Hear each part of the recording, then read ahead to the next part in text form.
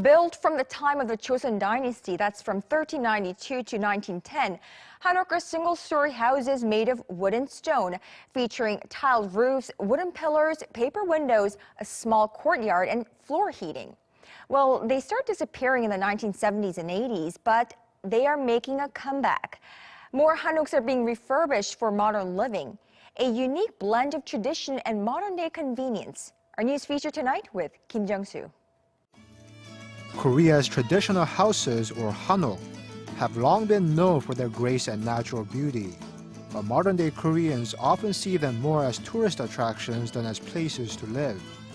The general perception is that hanok can't contain heat very well and are incompatible with the technological advances now synonymous with modern life. For a long time, traditional Korean hanok couldn't compete with Western-style buildings that were designed for economic efficiency. But perceptions of hanok began changing in the early 2000s when more Koreans started to recognize the benefits of living in a nature-friendly environment. Until 7 or 8 years ago, people simply renovated existing hanok, but since then, there have been more attempts to build modernized hanok from the ground up. Bae Yun-mok's house in Unpyeonggu district's new hanok village is a good example. On the outside, it looks no different from a traditional hanok, as if it has been frozen in time. But once inside, one can tell the house has been carefully designed to accommodate the owner's unique lifestyle and aesthetic tastes. My family and I lived in an apartment for more than 20 years, and I grew tired of feeling hemmed in every time I came back from work. Having lived in this modernized hanok for more than a year, I can say that I made the right decision.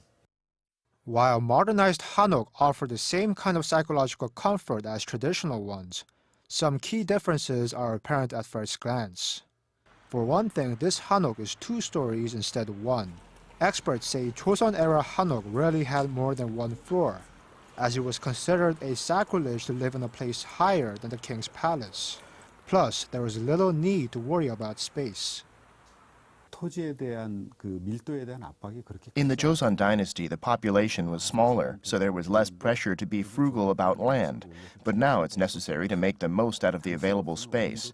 What's more, there was no guarantee that heat could be transferred to the top floor, which further discouraged 2-story buildings. That doesn't mean that modernized hanok have completely discarded what made traditional hanok so special.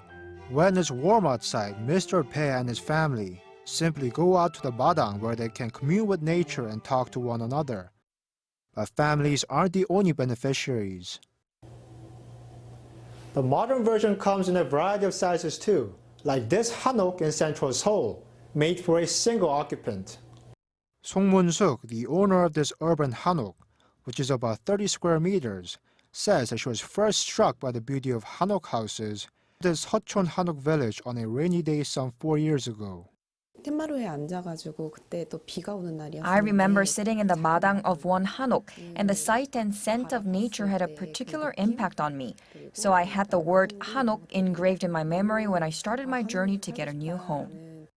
Song recalls that it was necessary to find an architect who could understand her desire for a house that replicated a hanok's traditional beauty, while also satisfying her need for modern conveniences. My client told me that she wanted the hanok to be designed around her comfort and not the other way round.